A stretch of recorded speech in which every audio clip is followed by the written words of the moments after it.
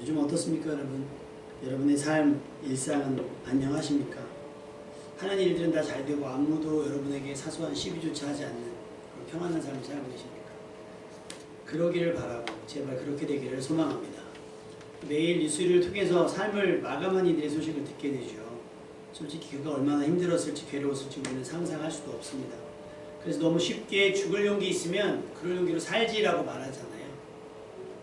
어쩌면 이 말이 그를 더 삶의 끝으로 내몰았을지도 모르겠습니다. 꼭 여러분이 누군가의 이런 한숨과 절망, 낙심과 괴로움에 대한 이야기를 듣게 된다면 그의 곁을 떠나지 말고 그의 말을 들어주고 그의 손을 잡아주시는 여러분 되시기를 주님의 이름으로 부탁을 드립니다. 왜냐하면 지금 여러분이 그 사람에게 유일한 삶의 끈이기 때문입니다. 이분의 뉴스를 보고 나서 처음엔 조작이 때 연출, 왜냐면 사진 너무 잘 찍혔어요. 근데 이걸 찍으신 분이 기자예요. 길 가다가 우연히 봤는데 쫓아서 카메라 좋지요, 실력 좋지요. 그래서 딱 찍어가지고 그렇게 찍었는데 뭐 기독교 신앙인이기 때문에, 다시 말하면 그리스도인이기 때문에 그냥 마땅히 해야 될 일을 한 겁니다라고 말하는 겸손. 어쩌면 그 할아버지 뭐 액수를 따지자면 뭐 많은 액수는 아닐 수도 있겠고요. 그러나 그 할아버지 하루 일당만큼보다는 더 될걸요 아마.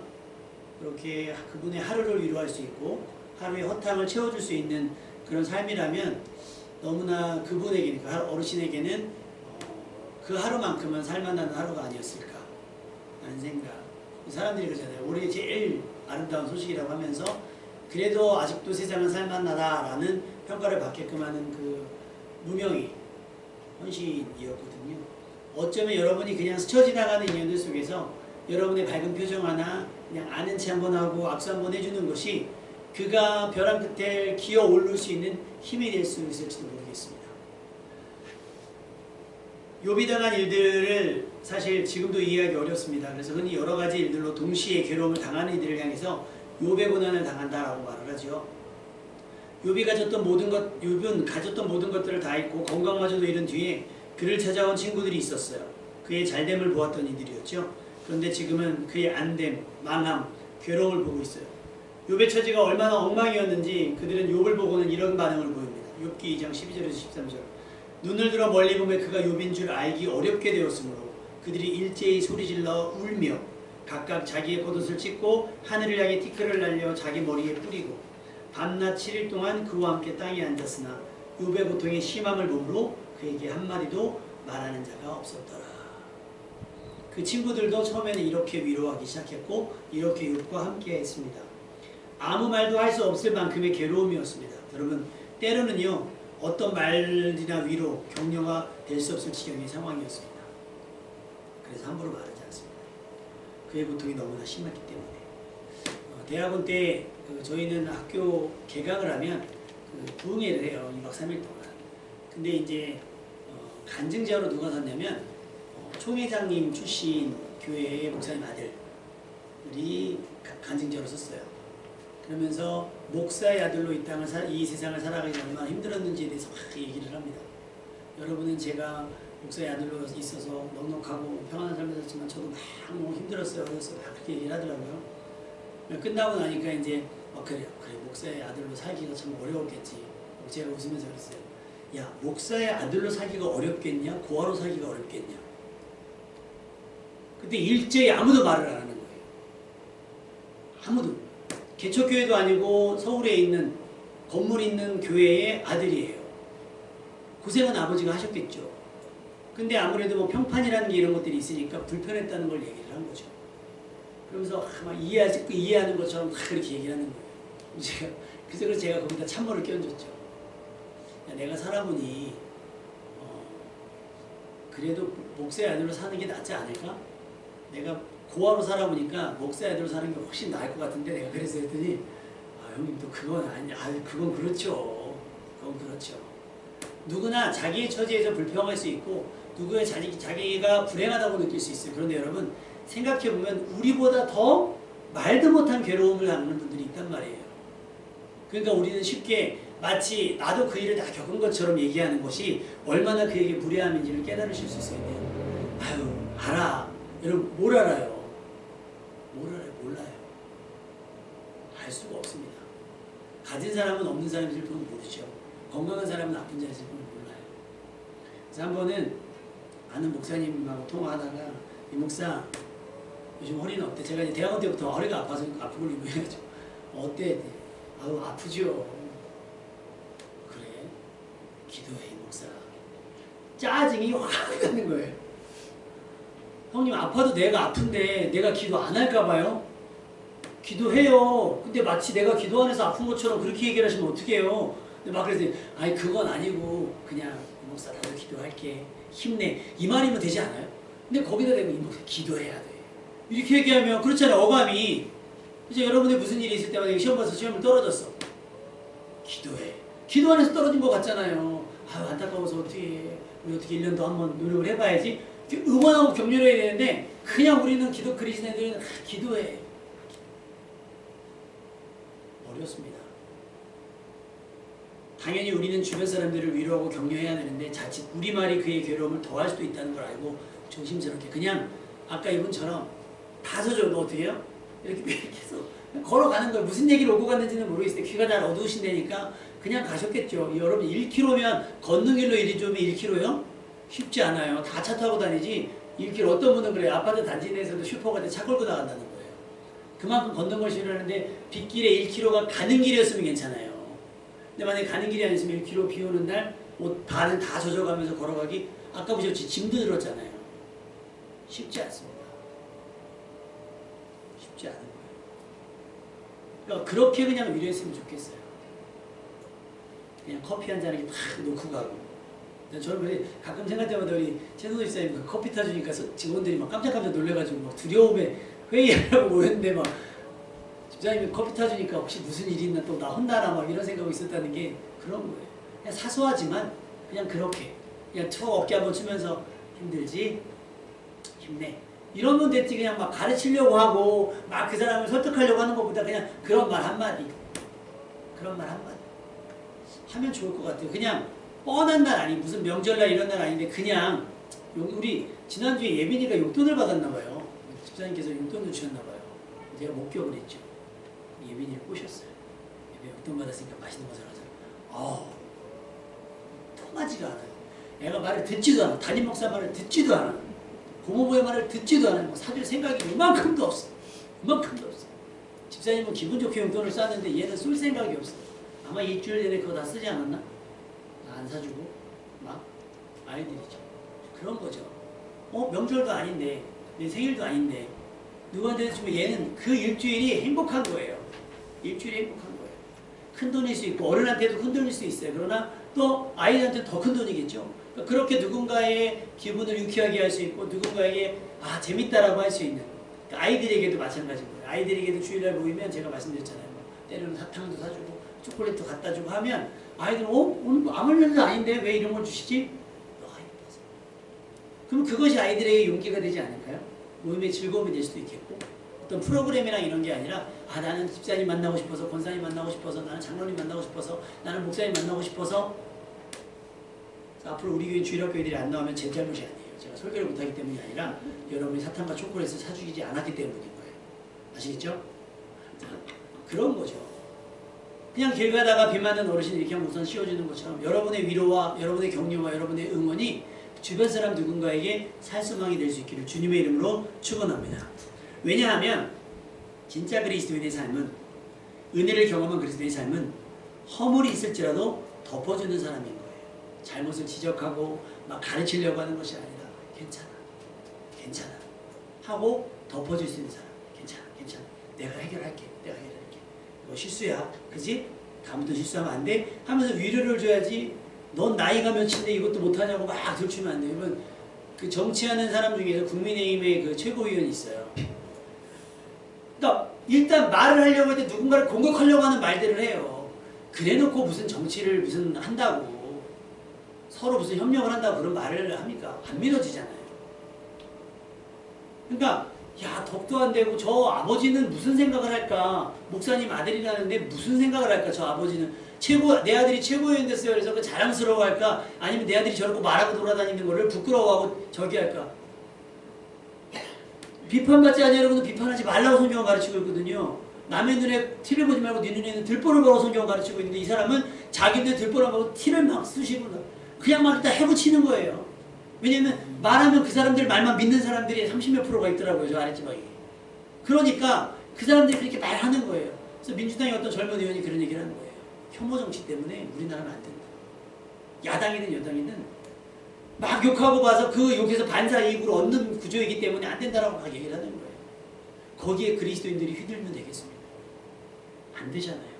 너희가 비판하는 그 비판으로 너희가 비판을 받을 것이요 너희가 헤아리는 그 헤아림으로 너희가 헤아림을 받을 것이라는 거예요. 내가 누군가를 잘했다 못했다 맞다 틀리다를 저울 재듯이 헤아린다는 게 그런 뜻이거든요. 저울을 재서 기준에 많이 안 많이 따져 부르면서 뭐 땡 탈락 합격 이걸 나눌 것이 아니라 웬만한 건 덮어주고 부족하면 채워주고 하면서 그 일을 살 수 있게끔 일할 수 있게끔 도와준다면 너도 그렇게 헤아림을 받을 것이라는 거예요. 반대로 너가 비판하면 그 비판이 돌아올 것이고 너가 누군가 그렇게 헤아린다면 너도 그 헤아림을 받게 된다라고 성경은 이야기하고 있어요.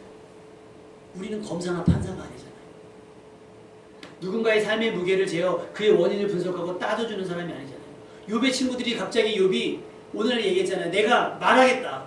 도저히 못 참겠다라고 하잖아요. 내 입을 금하지 아니하고 내 영혼의 아픔 때문에 내가 말하여 내 괴로움을 때문에 불평할 거다라고 욥이 얘기를 해요. 괴로움 가운데 얘기를 하니까 그 얘기를 듣자마자 이제 기다렸다는 듯이 거봐.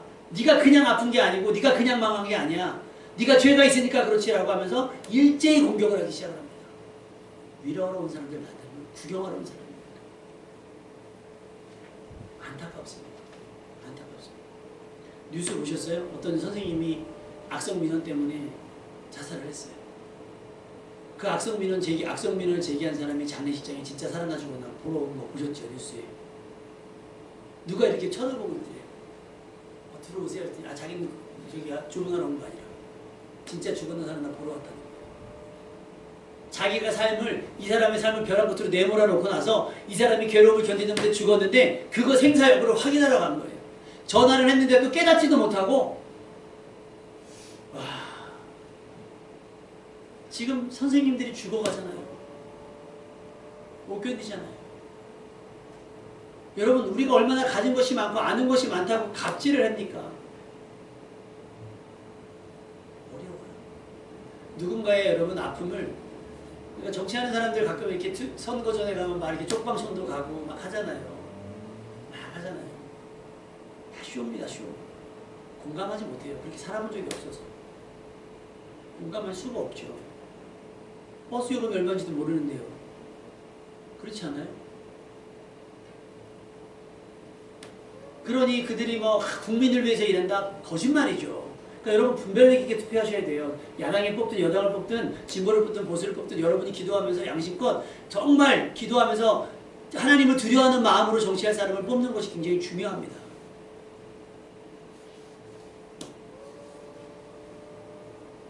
수고하고 무거운 짐을 덜어주기는커녕 그 사람의 실수를 마치 기다렸다는 듯이 약점 잡는 사람. 어쩌면 우리도 진실한 위로와 응원, 격려보다 이런 공격을 당할 때가 더 많을지도 몰라요. 연예인들을 사지로 내모는 것이 뭐죠? 바로 이런 불분별한 공격들입니다. 확인되지 않은 이야기들을 마치 진실이며 떠들어대면서 아닌 말고식에 소문을 내는 사람들. 누구죠?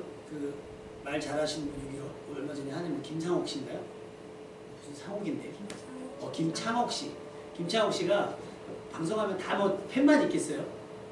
악플을 달린다는 거예요. 악플을 달리고 막 한다는 거예요. 근데 어느 날 그분도 크리스찬인가 봐요. 이렇게 얘기하더라고요. 2000년 예수님도 안티가 있었는데 내가 뭐라고 나한테 안티가 없겠어. 그러니까 그 악플들이 새롭게 읽어지더라는 거예요. 여러분 세상은 다 여러분의 편만 있겠어요? 아니요. 여러분 적들도 있고요. 여러분의 흥함을 응원하는 사람도 있지만 여러분의 망함을 기대하는 사람들도 있어요. 안타깝지만 그들 사이에서 여러분 정신줄을 붙들어 놓고 하나님 앞에 살기를 구하며 버텨내는 여러분 되시기를 주님의 이름으로 축원합니다. 욥처럼 이 지경이 될 수도 있어요. 우리도. 그러면 우리는 어떻게 그냥 잠깐 뭐 그런 것들 때문에 다 불평하고 원망하고 막 쏟아내는 것이 아니라 욥이 당한 일들은 정말 말하지 않을 수 없는 일들이잖아요. 그런 일들을 쏟아낼 때 혹은 여러분 주변에 누군가 그런 일들을 쏟아내고 나 죽을 것 같아 그러면 다잉 메시지라는 게 여러분 있습니다. 다잉 메시지. 정말 죽을 것 같은 사람은 누군가에게 마지막 삶의 끈을 누군가 나를 말려주기를 바라면서 메시지를 보낸다는 거예요. 오늘 시간 돼? 나 술 한잔 하고 싶은데, 예를 들면 차 한잔 하고 싶은데 나랑 얘기해 줄 수 있어? 근데 사실 우리도 분주하잖아요. 그리고 이 친구가 나에게 그렇게 중요하지 않은 친구일 수도 있거든요. 근데 그 친구에게는 내가 굉장히 중요한 친구일 수 있는 거예요. 그래서 그런 메시지가 왔을 때 여러분 달려나가주는 여러분 되시길 주님의 이름으로 축원합니다. 그래야 그가 살아요. 선생님들이 그냥 극단적인 선택을 했겠습니까? 많은 고민을 했을 겁니다. 학폭을 당했던 아이들, 연예인들, 또 가족들이, 사실 동반이라는 말을 쓰면 안 되지만 가족들이 부모의 빚 때문에 자식들 죽이고 부모가 자살을 하는 경우도 있죠. 이런 것들을 보면서 교회가 부흥을 하면 주변에 핍절한 사람이 없다라고 하는데 굶어 죽는 사람만 없는 것이 아니라 그렇게 자살하는 사람도 없는 진짜 부흥이 일어났으면 좋겠습니다. 아멘. 여러분의 주변에서 정말 그런 일이 있었으면 좋겠어요. 그래서 여러분이 사는 지역 내에서는 자살할 건이 한 번도 없는, 여러분이 찾아가 위로하고 격려하고 응원했기 때문에 그렇게 극단적인 선택을 한 사람이 한 명도 없기를 주님의 이름으로 축원합니다. 우리 주변에 흔하잖아요. 나쁜 사람들 말이에요. 그들 사이에서 이해하고 하루하루를 살아내는 여러분 되시길 바라고, 그들이 우리에 대해서 어떤 약점을 잡고 트집을 잡고서 허튼 말들을 쏟아내는지 상관하지 말고 여러분 마음 단단히 먹고 살아낼 수 있기를 주님의 이름으로 축원합니다. 그러니까 우리만이라도 뭐 그게 맞니 틀리니 얘기하지 말고 그냥 있는 모습 그대로. 할렐루야. 하나님께서 우리를 사랑하실 때 어떻게 사랑하셨어요? 예수님께서 우리를 있는 모습 그대로 하시다. 우리가 깨끗하기 때문에 불러주신 것이 아니에요.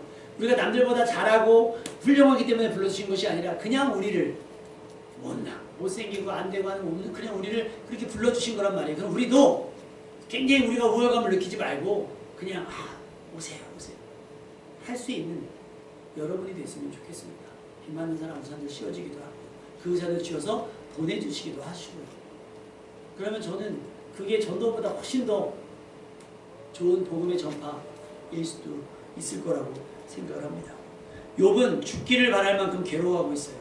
잠을 청해서 잠시라도 고통을 잊어보려고 했지만 꿈에 악몽을 하는 게 자기를 괴롭힌다는 거예요. 그러니까 깨어있어도 괴롭고 누워있는 것도 힘든 거예요. 그러니 사는 즐거움이 있겠어요? 삶에 희망이 없으니까 죽기를 바랬던 겁니다. 우리 주변에 욥과 같은 절망적인 상황에 놓인 이들이 있을 수 있어요. 관심을 가지셨으면 좋겠고요. 여러분의 말이 그들을 살려내는 말이 되어야지 그들을 벼랑 끝으로 내모는 말이 되지 않았으면 좋겠습니다. 얼마 전에 홈쇼핑에서 실수를 했나봐요. 화장품 선전을 막 하면서 이제 개그맨 박지선 씨가 사실 피부병으로 이제 고통받고 있다가 어쨌든 그것 때문인지 뭔지는 모르겠으나 어쨌든 간에 엄마하고 같이 동반 자살을 했어요. 그래서 그것 때문에 굉장히 가슴 아프고 있는데 홈쇼핑에서 막 그 피부에 대해서 막 선전을 하면서 안타깝게도 그 개그맨 누가 이 화장품을 만났더라면 그렇게 하지 않았을 텐데 그래갖고 막 인터넷에 막 그게 말이냐고 막 누군가의 죽음을, 누군가의 아픔을 이렇게 들추어서 돈 벌고 싶으냐 하면서 막 올라간 거예요. 우리 말실수가 그렇게 중요합니다. 여러분 조심하실 수 있기를 부탁을 드려요. 뉴스를 통해서 교사들이 어려운 상황들을 접할 때마다 여러 가지 생각이 듭니다. 도대체 어떤 생각으로 선생님들의 사지로 내모는가? 도대체 그들은 누구인가? 교사들이 극단적인 선택을 하는 이유가 악성 민원 때문이라고 하는데 교사들이 믿을 수 없다면 홈스쿨링 하면 되잖아요. 근데 보내놓고 자기 애들만 특별하게 이번에도 그 누구예요? 왕의 DNA? 나 교회라고 안 나왔죠? 아니기를 여러분 기도하셔야 돼요. 그거라도 교회는 들으라면 안 돼요. 큰일 납니다. 제대로 된 그리스도인이라면 그렇게 하면 안 되겠죠. 그리스도인이 아니었기를 바랍니다. 야고보서 3장 8절 10절 혀는 등이 길들일 사람이 없나니 쉬지 아니하는 악이요 죽이는 독이 가득한 곳이라. 이것으로 우리가 주 아버지를 찬송하고 또 이것으로 하나님의 형상대로 지음받은 사람을 저주하나니 한 입에서 찬송과 저주가 나오는도다. 내 형제들아 이것이 마땅하지 아니하냐.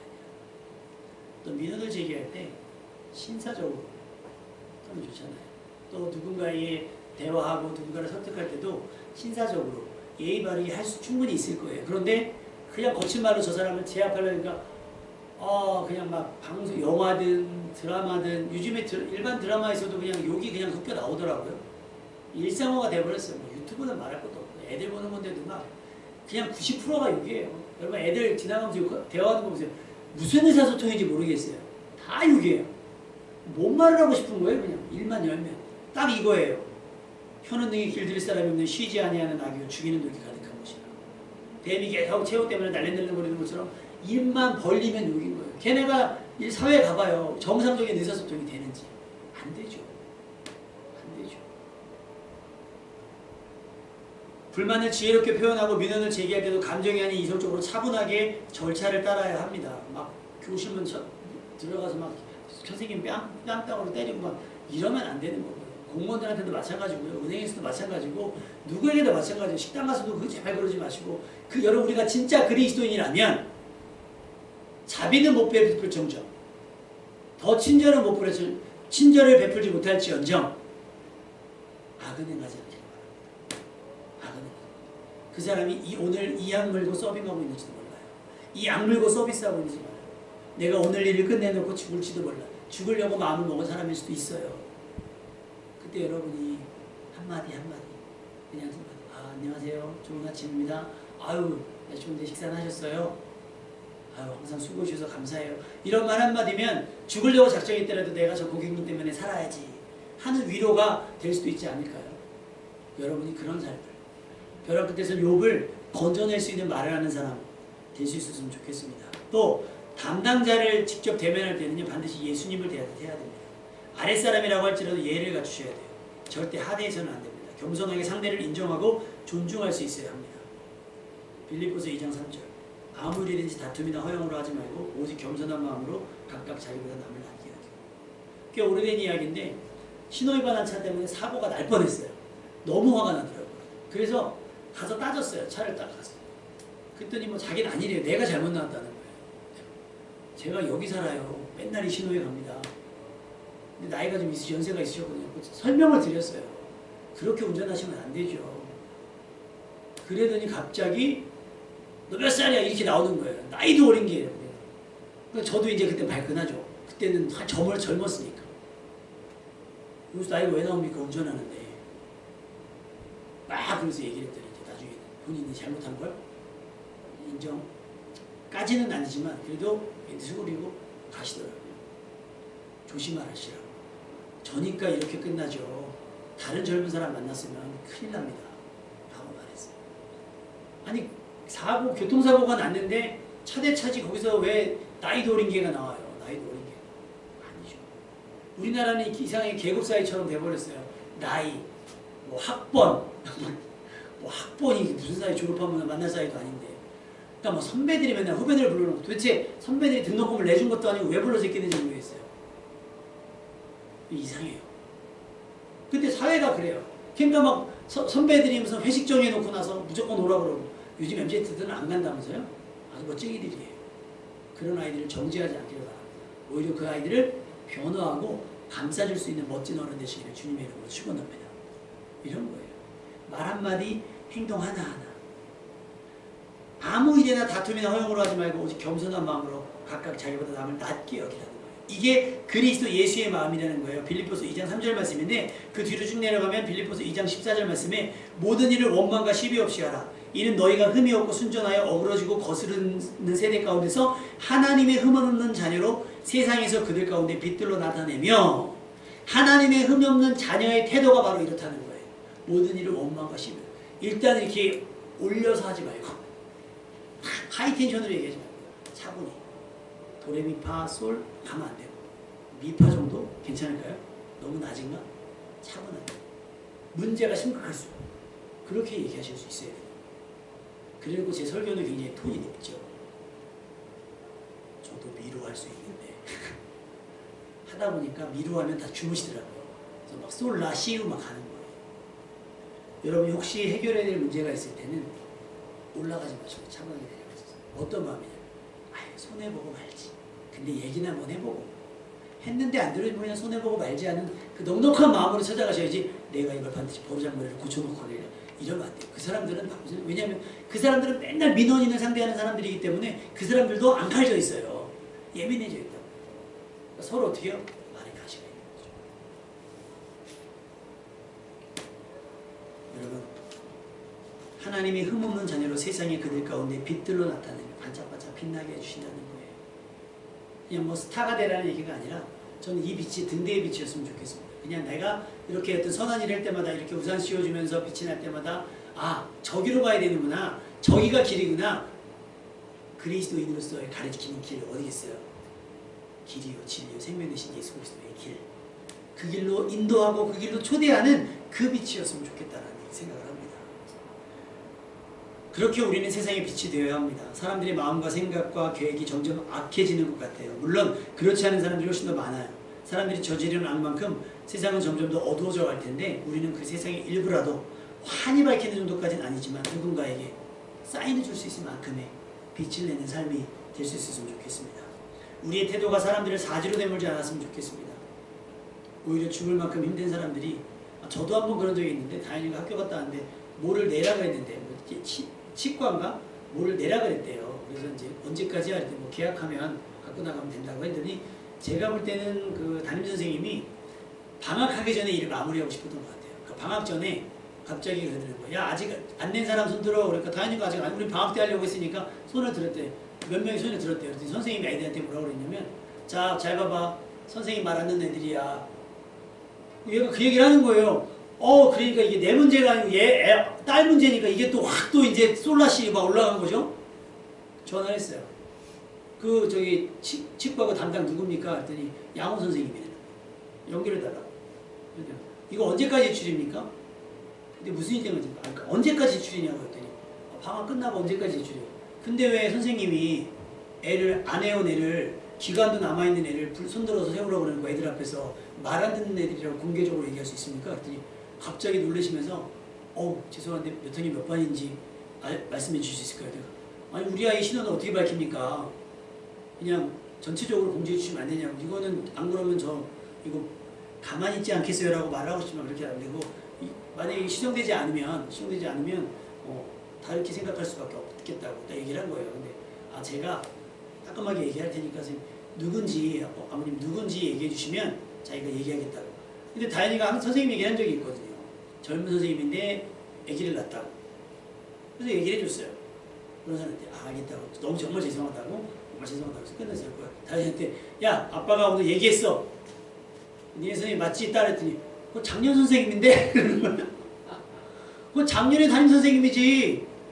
그때요. 야 그럼 그 선생님 어떻게 됐을까? 내가 괜히 내가 말을 잘못해가지고 그 사람 그럴 거 아니야. 내가 그런 말을 했나? 내가 아이한테 그런 말을 했나? 반성의 기회가 돼. 자기를 돌이킬 기회가 있는데 정말 돌이켜야 되는 그 사람은 기회를 못 얻게 된 거잖아요. 이게 여러분 흥분하면 앞뒤가 가지고 아무 생각이 안 나는 거예요. 그래서 솔라시로 하면 안 돼요. 레미파로 하셔야 돼요. 아시겠어요? 레미파로 따져물었고요. 이런 일이 있는데 이거 좀 시정해 주시면 안 되겠습니까? 그걸 우리 진한 목사님 참 잘하세요. 저는 일단 저기 급발진하고 시부터 시작하니까 그래서 따져묻는 게 좀 어려워요. 그래서 싸움하는 건 제가 우리 집에서 감당을 합니다. 뭐를 바꿔야 된다거나 막 이렇게 하면 그렇게 되는데 여러분 그런 삶이 빛날 수 있겠어요? 어제 아까 목사님 광고하신 것처럼 시민의 날 제가 토요일이라 안 나간다고 한다는데 탁구대회를 동대표로 초평동 대표로 나갔거든요. 안 나간다고. 왜냐면 제가 대회를 안 나간 게 초등학교 때, 중학교 때 대회 나가고 한 번을 안 나간 거잖아요. 지금 그러니까 15살 때 나가고 지금 나이가 거의 45세가 넘었는데 30년이 나가라고. 지금 이제 이거잖아요. 코치하고 있으니까 맨날 받아가지고 나가라는 거예요.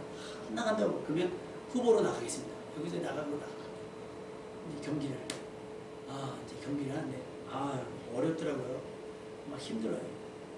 근데 갑자기 응원을 막 하는 거예요. 누가 나왔는데 막 응원을 이 사람 이렇게 갑자기 감독님이 제가 딱 게임에서 이기고 딱 왔더니 우리 저기 초평동 대표로 나오셨는데 목사님이시라.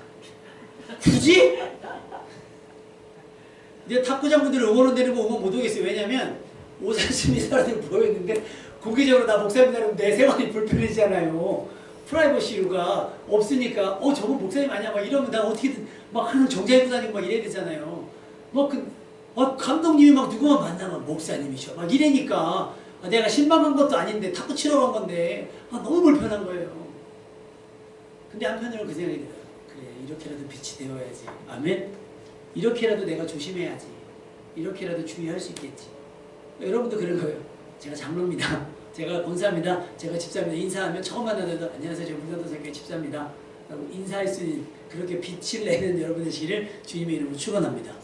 그래야 조심해져요. 하나님께 영광 돌리는 방법이 여러 가지가 있을 거예요. 여러분 조심하셔야 됩니다. 솔직히 우리도 그리 살만 나는 삶을 사는 것은 아닐 거예요. 그렇죠?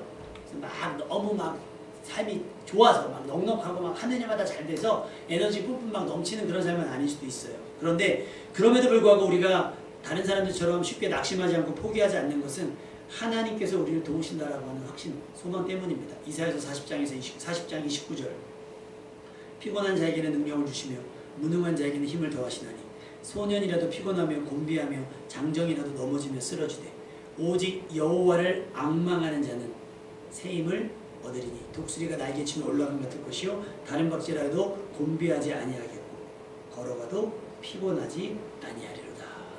할렐루야.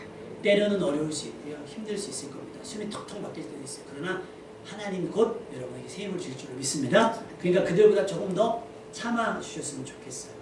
욕과 같은 처지에 놓인 사람들에게 여러분이 가지고 있는 소망의 에너지가 전달됐으면 좋겠습니다. 다시 살아갈 힘, 다시 넘어지거나 자빠지지 않을 새 힘이 여러분을 통해 욥의 처지에 놓인 사람들에게 전달됐으면 좋겠어요. 그러기 위해서는 여러분의 삶에서 이 에너지가 표출되어야 됩니다. 우리도 피곤하고 때로는 지치고 마음이 상하죠. 그러나 우리는 이런 상태와 상황에서도 하나님께 소망을 둡니다. 시편 42편 5절 내 영혼아 내가 어찌하여 낙심하며 어찌하여 내 속에서 불안해하는가. 너는 하나님께 소망을 두라. 그가 나타나 도우심으로 말미암아 내가 여전히 찬송하리로다. 할렐루야.